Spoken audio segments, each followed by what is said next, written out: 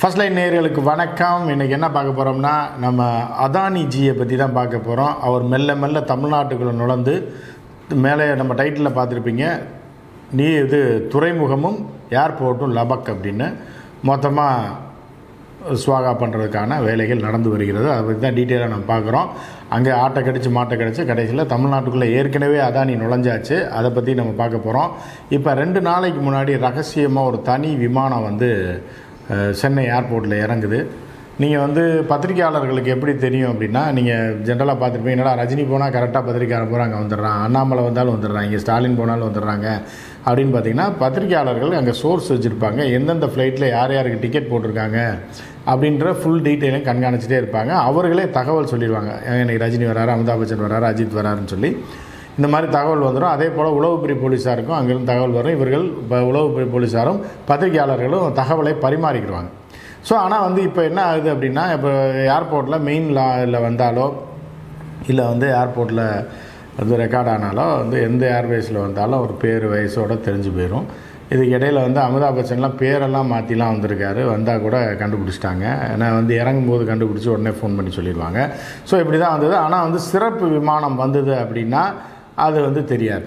ஏன்னா அது gate number 5-4ன்னு இருக்குது. நிறையா கேட் இருக்குது. மெயின் நீங்கள் ஏர்போர்ட்டில் போகிறவங்க, வெளிநாடு போகிறவங்கெல்லாம் பார்த்துருக்குது. ஏர்போர்ட்னால் நம்ம மெயினில் போகிறோம், ஒரு என்ட்ரி ஒரு எக்ஸிட்டு, இன்டர்நேஷ்னலில் ஒரு என்ட்ரி ஒரு எக்ஸிட் இருக்கும். அதே மாதிரி நீங்கள் லோக்கல் டொமஸ்டிக்கில் ஒரு என்ட்ரி எக்ஸிட் இருக்கும். இதை தான் நீங்கள் பார்த்துருப்பீங்க. அதாவது gate number 2, gate number 3, gate number 4, gate number 5ன்னு வரிசையாக இருக்குது.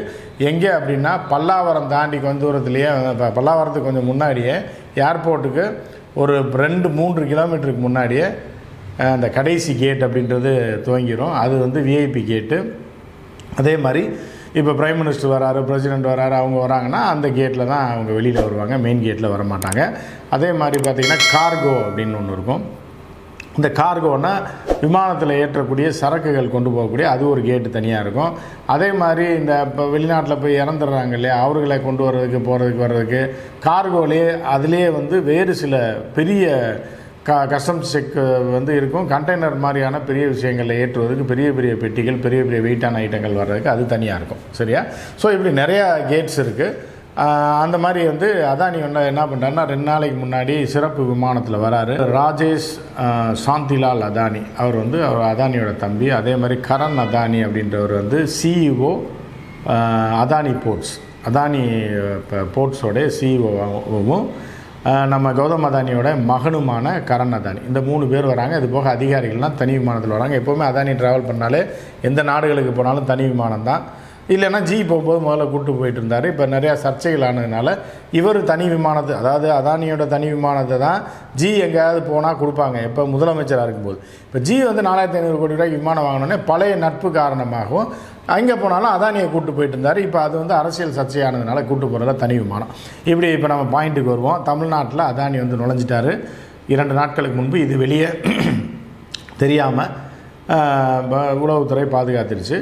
இருந்தாலும் எப்படியா இருந்தாலும் வெளியில் தெரிஞ்சிடும். 1 நாளோ 2 நாளோ இல்லை வேறு யாராவது சொல்லிடுவாங்க, இந்த மாதிரி ஸ்பெஷல் ஃப்ளைட் அதானி ஃப்ளைட் வந்துச்சுன்னு. ஏன்னா அதானி ஃப்ளைட்லேயே மேலே அதானின்னு பெருசாக போட்டிருக்கும், அதானி நிறுவனத்தோட பேர் போட்டிருக்கோம். அப்போ வரும்போது எல்லாம் ஃபோட்டோவில் பார்த்தவனுக்கெல்லாம் தெரியும்ல அதானி யார் அப்படின்னு. ஸோ வந்திருக்காரு அப்படின்னு சொல்லி ஏர்போர்ட்டில் வேலை பார்க்குறவர்கள் அந்த தகவலை பத்திரிகையாளர்களுக்கும் சொல்லிடுவாங்க. ஸோ இப்படி அதானி என்னென்னா ரகசியமாக இங்கே சந்திச்சிருக்காரு. எதற்காக வந்திருக்காரு அப்படின்னு பார்த்தீங்கன்னா, அதானி இப்போ தான் நுழைய போகிறாரா தமிழ்நாட்டில் எதே ஆட்டையை போட போகிறாங்க அப்படின்ற பார்த்தீங்கன்னா, நம்ம அதானியை நம்ம குறை சொல்லலை, மோடிஜியும் குறை சொல்லலை. ஏன்னா எல்லா நாட்டிலையும் தொழிலதிபர்கள் இருக்கத்தான் செய்வாங்க. அவர்கள் நம்பர் 1, நம்பர் 2, நம்பர் 3ன்ற மாதிரி சர்வதேச அளவில் இருக்கிறவங்களும் இருப்பாங்க, லோக்கலில் இருக்கவங்க இருப்பாங்க. ஆனால் அதானி மேலே ஏன் சர்ச்சை வருது அப்படின்னா, அவர் முதல்ல குஜராத்தை சேர்ந்தவர். 2வது பிற சவுத் இந்தியா தொழிலதிபர்களை எல்லாம் ஒழித்து கட்டிட்டு அவர்களுக்கு எந்த சலுகையும் வழங்காமல், அவர்கள் தொழிலில் நஷ்டம் அடைஞ்சால் கூட பேங்குக்கு வட்டி மேலே வட்டி போட்டு அவர்களை நாட்டை விட்டு ஓட விட்டுறது. எப்படின்னா, நம்ம விஜய் மல்லையா ஓட விட்ட மாதிரி ஓட விட்டு மக்கள்கிட்ட ஒரு திருடர்கள் பணத்தை வாங்கிட்டு ஓடி போயிட்டான் அப்படின்ற மாதிரி ஃபோக்கஸ் பண்ணுறது. ஆனால் அதே வங்கி காசை கணக்கிலே இல்லாமல், எந்தவித சூருட்டியும் இல்லாமல், சுருட்டியாக வைக்கிறது. அதாவது எப்படின்னா, ஒரு 1 லட்சம் கோடி ஸ்டேட் பேங்க்கில் வாங்க வேண்டியது, வாங்கி ஒரு நிறுவனத்தை ஆரம்பிக்க வேண்டியது. அந்த நிறுவனத்தையே சூரிட்டியாக இன்னொரு பேங்க் கனரா பேங்க்கில் காமிச்சு அங்கே ஒரு 50,000 கோடி வாங்க வேண்டியது. அது ரெண்டையும் சூரிட்டி கம்பெனியாக காமிச்சு எல்ஐசியில் ஒரு 50,000 கோடி வாங்க வேண்டியது. இந்த மாதிரியான திருட்டு வேலைகள் தான் செய்கிறது தான் அதானி மேலே கெட்ட பேர் வருதே தவிர அதானி தொழிலதிபராக இருப்பதுனாலே பல்வேறு பிஸ்னஸ் பண்ணுறதுனாலே அவர் மேலே எந்த பிரச்சனையும் இல்லை. இப்போ ஏன் இங்கே வந்திருக்காரு அப்படின்னு பார்த்தீங்கன்னா, மத்திய அரசு சார்ந்த எல்லா விஷயத்தையும் அதானி மேலே உள்ள கெட்ட பேர், அதானிக்கும் ஜிக்கும் உள்ள லிங்க் என்ன அப்படின்னு பார்த்தீங்கன்னா, எதற்காக எதிர்கட்சிகள்லேருந்து கழுவி ஊற்றுது, அதானியை ஒழிக்காம விட மாட்டேன்னு சொல்லி மஹுவா மொய்த்ராலேருந்து நீங்கள் வந்து ராகுல் வரைக்கும் எல்லாம் பேசுகிறாங்க. அதானி பற்றி தான் இந்த இதில் வந்து பெருசாக பேசப்பட்டது இல்லையா. இதுக்கு என்ன காரணம் அப்படின்னு பார்த்தீங்கன்னா, நீங்கள் முத்ரா போட்டு அவர் கொடுத்துட்டாங்க குறைஞ்ச விலைக்கு, ஸ்கொயர் ஃபீட் ₹1, சரியா, லட்சக்கணக்கான ஸ்கொயர் ஃபீட்டை 100 வருஷ வாடகை 80 வருஷ வாடகை கொடுத்து கோடியாக கூட்டம் அது. அதே மாதிரி பாம்பே ஏர்போர்ட்டு வேறு கம்பெனி வைத்து நல்லா நடத்திட்டு இருந்ததை மிரட்டி இன்கம் டேக்ஸ் ரைடு விட்டு இடி ரைடு விட்டுருன்னு சொல்லி ஒரு நாள் தான் ரைடு விட்டாங்க. 3ஆவது நாள் சரி ரைடு விட்டாங்க, அவ்வளோதான் அவன் கம்பெனி காலியாயிரும், ஏர்போர்ட்டை மூடிடுவோன்னே அவன் ஆட்டோமேட்டிக்காக அதானிக்கு திருப்பிட்டான். முதல்ல அதானிய கம்பெனி அந்த மும்பை போர்ட்டை விலைக்கு கேட்குது, ஏதாவது எல்லாத்தையும் லீஸுக்கு கேட்குது, தரமாட்டேன்னொடனே கேஸை போட்டு தூக்கிட்டாங்க. இப்படி இவங்க பண்ணாத அட்டகாசம் அராஜகம் எதுவுமே கிடையாது. இதனால தான் வந்து மோடி கெட்ட பேர் வந்து இப்போ 400ன்றது மோடி கடைசியில் 340க்கு வந்தது அதானி ஒரு காரணம். ஸோ இப்போ ரைட்டு, இப்போ இதெல்லாம் அதான் முடிஞ்சு போச்சா. இப்போ தமிழ்நாட்டுக்குள்ளே அதானி ஏற்கனவே நுழையலையான்னு கேட்டிங்களா, அதானி ஏற்கனவே 700 மெகாவாட் மின்சாரம் தயாரிக்கக்கூடிய ஒரு யூனிட்டை எங்கே வச்சுருக்காருன்னா ராம்நாட்டில், ராமநாதபுரம் அப்படின்ற மாவட்டம் இருக்கு இல்லையா, அவங்க எல்லாருக்கும் தெரிஞ்சிருக்கோம். அந்த மாவட்டம் வந்து வெயில் மாவட்டம். நீங்கள் வேலூர் கூட வந்து அப்படி கிடையாது. வேலூர் வந்து வெயில் காலத்தில் வெயில் அடிக்கிற 1.5 மாதம் அடித்து பீக்கில் இருக்கும். குளிர் காலத்துலலாம் பார்த்திங்கன்னா அவ்வளோ கூலிங்காக இருக்கும். பெங்களூர் கிளைமேட் இருக்கும் பாதி நேரத்தில். 3 மாதம் பெங்களூர் கிளைமேட் வேலூரில் இருக்கும்.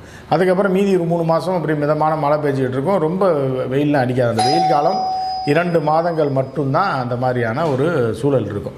ஸோ இப்படி இருக்கும்போது என்ன ஆகுது அப்படின்னு பார்த்தீங்கன்னா, உள்ளே வந்து ராம்நாடுன்ற காய்ஞ்ச மாவட்டம், தண்ணி கூட கிடையாது. இன்னும் நீங்கள் பார்த்தீங்க அப்படின்னா அது டிசைனாக ஒரு வண்டி வச்சுருப்பாங்க, குடத்தை அடிக்கி அதை போய் கழனி தண்ணி, சாக்கடை தண்ணி மாதிரி இருக்கும், கேணி தண்ணி, களிமண்ணில் அதை கொண்டு வந்து சுண்ணாம்பை போட்டு அதை நீர்த்து போக செய்து அந்த தண்ணியை குடிச்சிருக்காங்க இன்றைக்கு வரைக்கும். ஸோ நீங்கள் வந்து கொள்ளையடிப்பதற்கு இப்போ எதற்காக அவர்கள் குற்றச்சாட்டு வருது அப்படின்னா, ராம்நாடை வந்து அங்கே வந்து வெயில் வருஷம் பூரா அடிக்கும். மழை காலத்திலேயே தவிர 2 நாள் மழை பெஞ்சு இன்றைக்கி பெஞ்சுன்னா நான் சாயந்தரமே வெயில் வந்துடும். ஸோ வெயில் மாவட்டமான வந்து அந்த ராம்நாட்டில் போட்டோன்னா வருஷம் பூரா வந்து இந்த சோலார் பவர் கிடைக்கின்றனால 700 மெகாவாட் தயாரிக்கிற அளவுக்கு அதானியன் கம்பெனி வந்து அங்கே இன்வெஸ்ட் பண்ணியிருக்கு. ஆனால் இதே மோடிக்கு வந்து அங்கே வந்து தண்ணி இல்லாமல் மக்கள் காலங்காலமாக கஷ்டப்படுறாங்க அப்படின்றது தெரியல. நான் இதையும் செய்து விட்டு அதையும் செய்திருந்தால் பரவாயில்ல. சரி, ஒருத்தனுக்கு கான்ட்ராக்ட் கொடுக்குற மத்திய அரசு வந்து ஒரு இது தயாரிக்கிறதுக்குன்னா அங்கே கழனி தண்ணி மாதிரி வந்து சேரில் வந்து மக்கள் சுரண்டி தண்ணியை கொண்டு போகிறானே, அதுக்கு எதாவது வழி பண்ணிங்களா அப்படின்னா இல்லை. இதனால தான் இவர்கள் கொள்ளையடிக்கிறதுக்கு திட்டம் போட்டிருக்காங்க. மதுரையில் பார்த்திங்கன்னா ரயில்வே காலனி மத்திய பகுதியில் இருந்துச்சு, பழைய ரயில்வே காலனி அப்படின்னு.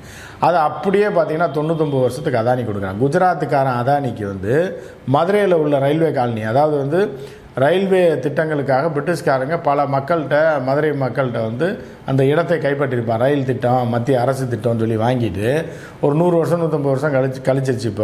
இப்போ என்ன பண்ணுறான்னா அப்படியே வந்து அதை மறக்கடித்து அந்த வாரிசுகள்லாம் எல்லாம் முடிஞ்சு போயிருப்பான். 100 வருஷத்தில் ஜென்ரேஷன் எவ்வளோ வந்திருக்கும் எவனுக்குமே தெரியாது. இப்போ வந்து அசால்ட்டாக அதானிக்கு வந்து குறைச்ச ரேட்டில் மால் கட்டுவதற்காக அந்த இடத்த விற்றுட்டாங்க.